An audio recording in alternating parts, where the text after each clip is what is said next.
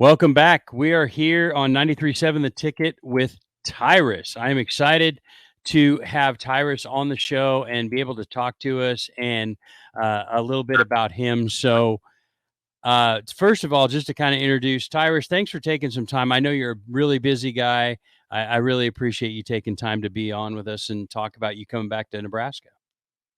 Oh, all good, man. Yeah, it's all peaks and valleys. Either you're super busy or you're not. It's either one of the never, Excellent. never. So I don't remember what year it was when you came to Kearney, and I remember when you and Sean Evans first moved into the dorms, and I met you way back then. But I don't think either one of us ever would have thought that, number one, I'd be interviewing you on the radio, and number two, that we'd be talking about you being a Fox News contributor, a wrestling superstar, a best-selling actor, and a best-selling author, an actor.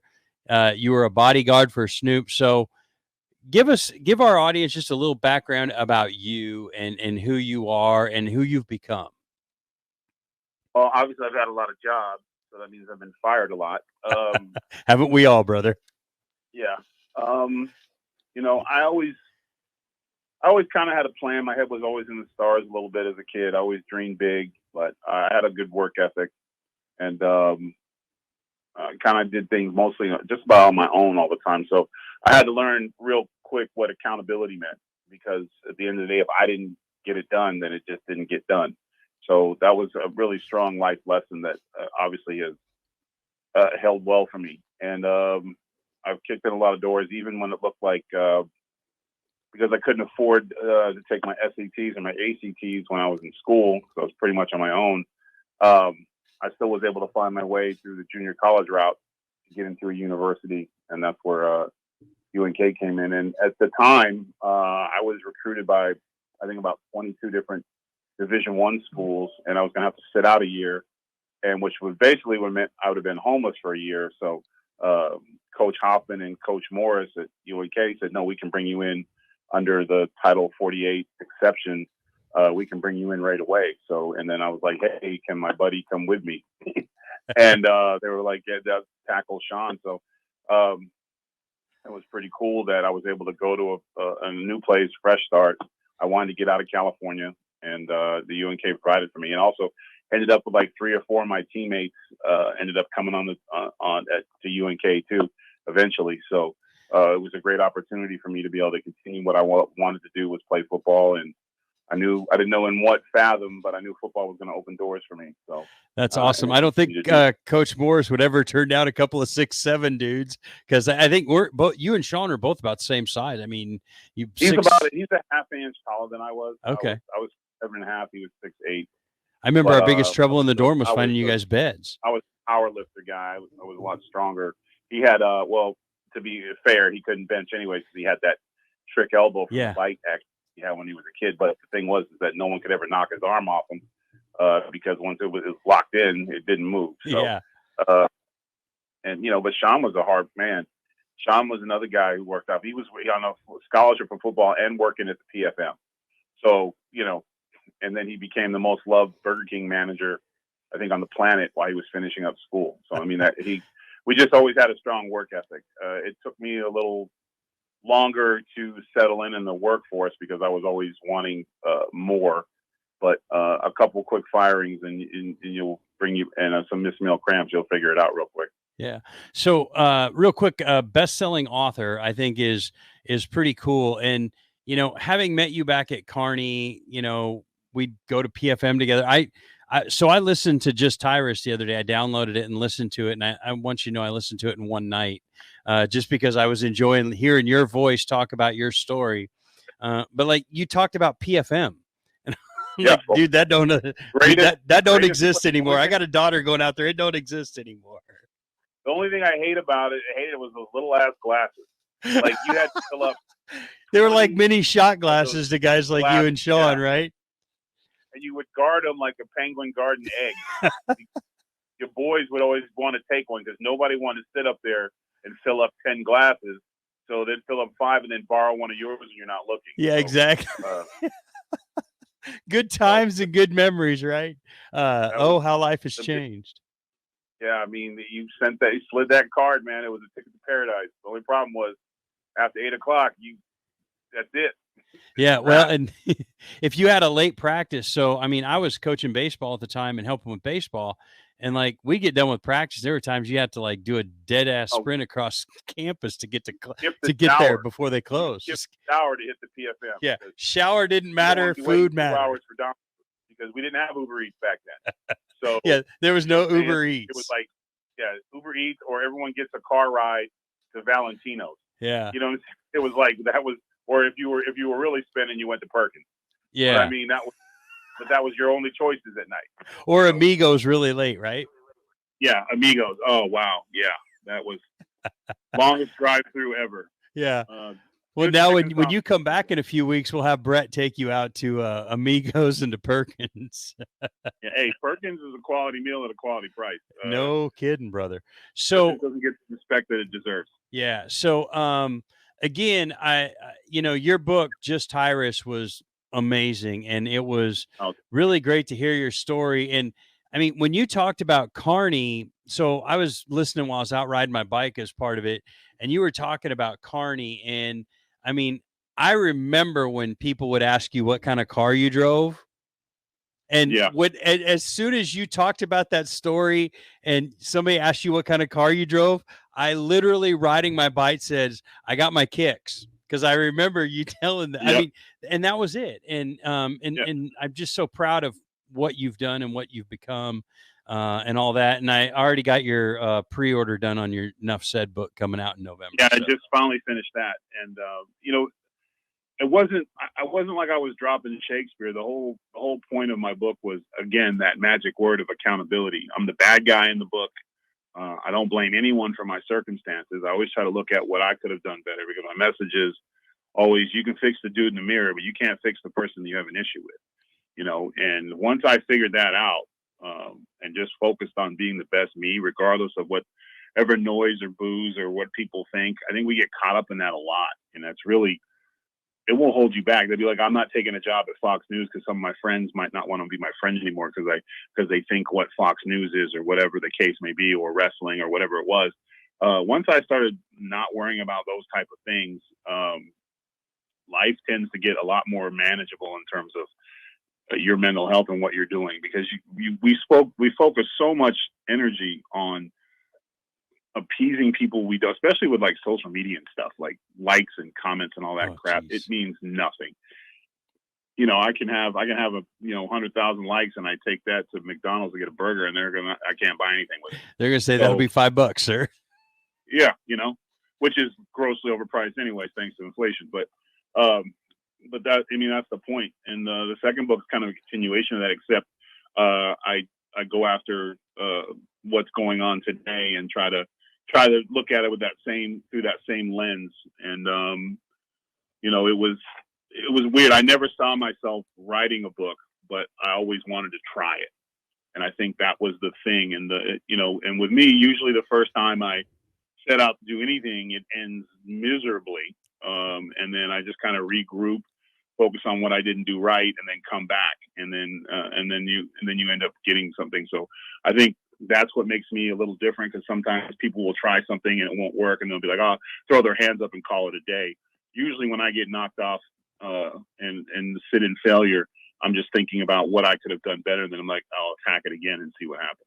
And I think you just really summarized that entire book. And I love to read books, but this was one that, being able to listen to it and just hear you talk about your story, and I mean, the inflections in your voice, and every once in a while there's a little chuckle, was really cool. But you've faced adversity on a bunch of different levels. I think it's cool that you talk about how from the time you were a kid, you wanted to be a wrestler. You want to be a professional wrestler. Yeah. And then you talk about getting able to train with Dusty Rhodes, who is like one of your idols, or one of the guys that you love. Like, all of that kind of stuff just really, it showed the true who you are. I think, you're everybody sees you on Fox News or what have you, and they go, okay, that's him. But this book, I think, really did a good job of talking about you and who you are and all that. So kudos to you. I can't wait for the new one to come out. A funny Coach Morris story. So only one? No, I got a lot of them. Just some some of them are the language, but we were maxing one day, and I was having a pretty good max out week, and he was trying to fire me up, and he just looked at me and he said, all right, man, Hulk Hogan this shit up, get going. Dig down, use that wrestling stuff. And I looked at him like, I've never discussed any of that with you. And he's like, I hear you running your mouth in the locker room all the time. You never shut up.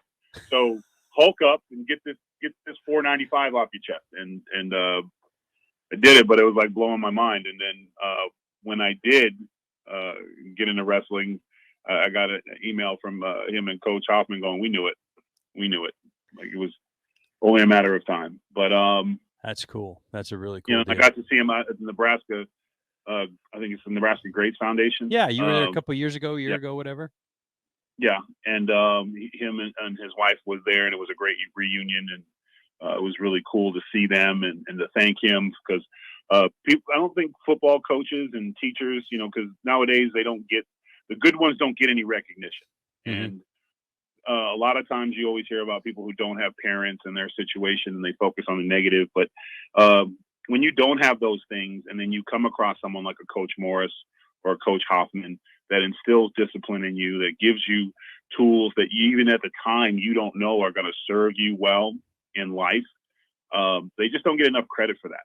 And, so I was able to thank him. And I said, I wouldn't be standing here today if I didn't, because there was times when the guys were like, man, I would have sat out a year to go play at Clemson. Yeah.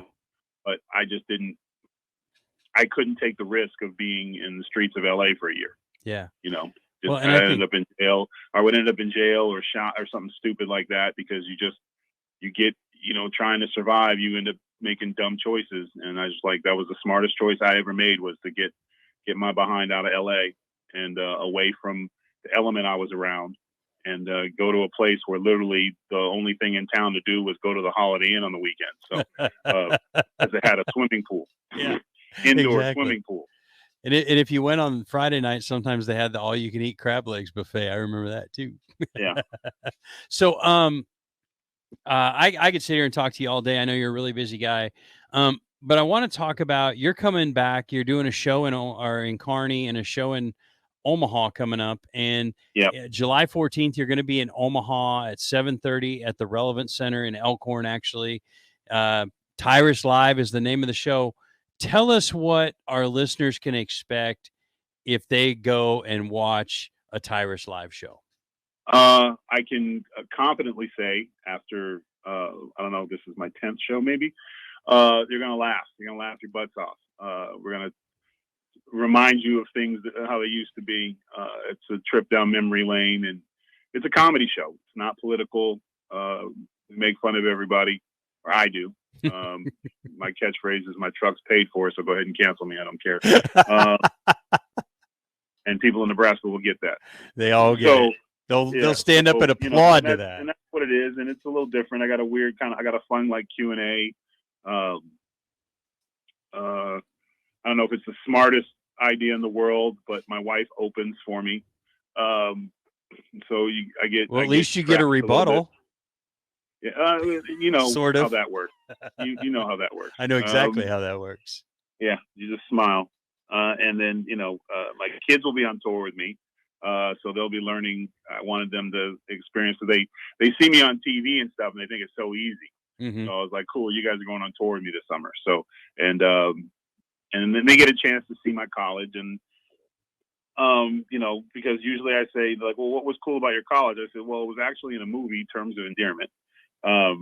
So Kearney had that going for him. Yes. And then because my kids are internet savvy, they Googled who was the most popular person that went to UNK, and apparently it was me. So I was cool for a minute, and so that's awesome. I'm excited to show my kids the campus and let them see, like, this is if they still have the fountain where I spent many hours standing there, sitting at the fountain, running my mouth, holding court. Obviously, I don't know if Manor Hall or Men's Hall are still there, but Manor is still there. Manor's still standing. Yeah, and they've renovated Men's. So I've got a stepdaughter who's going to be out in Kearney this fall, and I went on the campus tour with her, and it was like, it's changed a lot, and I've been there over the years. Do they still have the guitar building?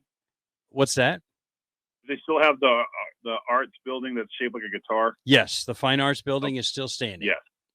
Yeah, Okay, absolutely. Cool. But I will tell you this: you are going to be disappointed because your kids are not going to understand the hardship that we experienced at Kearney. That was PFM and the small glasses. I mean, they got like Chick-fil-A and Dunkin' Donuts and it's all fancy. all this other stuff now to eat. It's like that's not really college, or not what we I can experienced. remember when Anyway. your card was low too, and they said, "Hey, you only got 2 meals left." And you're like, "Well, hold on, I gotta talk to the office." You're like, hold on, let me get my backpack. I'd like 12 roast beef sandwiches. Hey, we used to load up, especially when you'd come in late from football practice and you'd haul ass in there and they'd have the stuff like what's left and they'd be like, take it, you can take, because those cold cut sandwiches, that was the money shot. Yep. Because you could make sandwiches and then wrap them up in plastic. And then I had an inside because Big Sean worked in the thing, so he'd bring food sometimes. So I remember that. And it was always the sandwiches. It was always the sandwiches. You can't go wrong with the sandwiches. And the PFM's breakfast was next level. During 2 days, like you get up for the breakfast and then you go to practice. So there were days where I would do breakfast and dinner at PFM because I didn't have the full meal plan. I just went with a partial. And I'd be like, okay, I'm doing the breakfast because I love the breakfast, and then I'll do dinner and I'll just figure out the rest of it. I'll eat ramen for lunch or something. So no, I would not take the risk of, because it's substantially different. Like it's a couple $1,000 less on your scholarship that could go in your pocket for your trip to Cancun. But I wasn't messing with my guaranteed food. That was one deal breaker. A couple of guys went to partials. I'm like, you're out your mind. Yep. They're like, you're not going to use it all. I'm like, but I can always go. Exactly. I can always go. Like, I'm not going to be that, because when it was closed, I think on Sundays, you didn't get up in the morning on Sundays. You was done. Yeah, I think it was Sunday breakfast or brunch or whatever the heck, and then it was done. And that was it. Yeah. So coming back, we're going to put out information about your show. We've been sharing it, getting it out there so people know you're coming and all of that kind of stuff. So, you're going to do some comedy. You're going to talk about, kind of how you view the world. And that's one of the things that I've appreciated watching you on television, is like, you don't care what side you're from. You're like, hey, if you're calling BS if you see BS, right? I mean, it's all about that. I refuse to. I'm too big to live in a tent, anyways. But I never liked the not policing yourself attitude. As long as it's not on my side of the street, it's fine. Yeah. No wrong is wrong.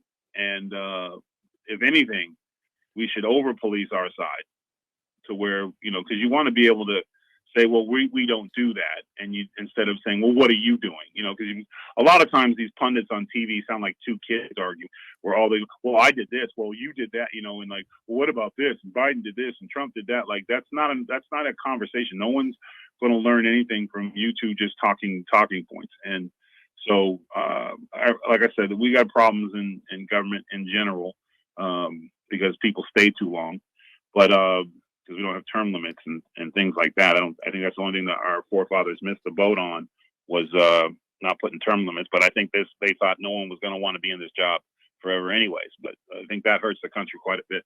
So if you're not, you just got to call it. Sometimes, I voted for President Trump, but when he did things I didn't like, I spoke on it. Yeah. Or decisions were made. And I think that's just being a normal person. I have enough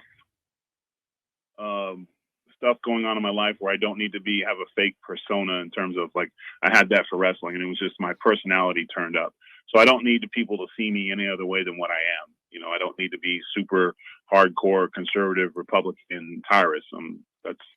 That's not who I am. I'm a dad first. I'm a friend first. Like my political affiliation's about like 15th on my poll of what I feel best describes me. So it's not something that I don't think you should identify with, especially people you don't know. We don't know these politicians. You know what I'm saying? And like when we argue for them, like they eat at our dinner table every night, that's kind of an issue. Like you should really rethink things. Like you'll fight when somebody will fight for their favorite politician more than they would fight for like their sibling or their wife or their husband argument. I think that's an issue. There's a huge issue. You're right. Well, they're grown. They can take care of themselves. Amen. I appreciate that. And recently I was watching on Gutfeld and they were talking about NIL and they were talking about, women making all this money, and, are they being objectified or whatever? And you're like, hey, look, if they're going to pay them, who are we to judge? Right. So, well, not just that, but picking on somebody for being their best selves is ridiculous. And they called them hot girls, which was an insult to begin with. correct. But because they dieted, bust their butt, got a Division I scholarship, which is not easy, and they were able to parlay their basketball stuff and sell jerseys, more power to them. They should be able to do that. The only people calling them, bringing up their looks, are people that are jealous or don't have the ability to do what they do. Yeah. So, I mean, and that's the perspective. I wanted to use that example because I thought that was a good perspective of kind of what your show looks like, right? I mean, that to me sounds what exactly it is. like your just show. call it like I see it, and you don't have to agree with me. I'm cool with that. My ego's not that big, but and we just laugh about stuff, and I make a lot of fun of myself because that's easy. So so it's a fun show. It's an adult show, so don't bring the kiddies because grown ass man says grown ass words. Arnie sold out, and then Omaha, we originally were going to keep it right at around 500, but we've expanded the thing because of demand or whatever. Because this will probably be the one trip I make to Nebraska, definitely this year. Definitely will probably kind of come back at another date, but this is it, and so I'm excited about it. And it's nice because last time I was in Omaha, we beat them. And we beat them so bad they don't have a football program anymore. So I'm pretty proud of that. Hey, so, man. It's never over. The rivalry's never over. No, that's like, I mean, I have friends that go to Wayne State, or their kids go to Wayne State or whatever. And I'm like, well, you couldn't get into a good college, so you went to lame State. I mean, come on, we're lopers, right? We beat them too. We beat them. We beat the hell out of them in baseball quite often too. So very proud of that. Point of pride. Won't do a show in Wayne. Just won't do it. Sorry. I would. I have nothing to say. I was going to say I would come and tackle you, but yeah, I'm not going to be able to tackle you. So I'll have Wetton come and tackle you. How about that? Yeah. Well, Tyrus, again, I appreciate the time. I know you're a really busy man. We're excited to have you coming back to Nebraska. You'll be in Kearney on July 13th, Omaha July 14th. We'll get out the information. We'll put the link on the website for your tickets to your show in Omaha. I really appreciate your time. It's been great to connect with you. I can't wait to see you in Omaha again, and just be able to shake your hand and congratulate you, because I'm very proud of what you've done. And we didn't even get into talking about you being a bodyguard for Snoop. So we'll do another interview. That sounds great. I'll be honest with you, it was pretty boring, to tell you the truth. But a lot of video games and trips to Denny's. But and you became a football coach of the year. How about that? Yeah, I was pretty excited about that. That's awesome. Again, we're on 93.7 The Ticket. This is Tyrus. Tyrus, we appreciate your time, and we will be talking to you soon. We'll see you when you're in Omaha, brother. Yes, sir. Thank you, man. Take care. Thanks.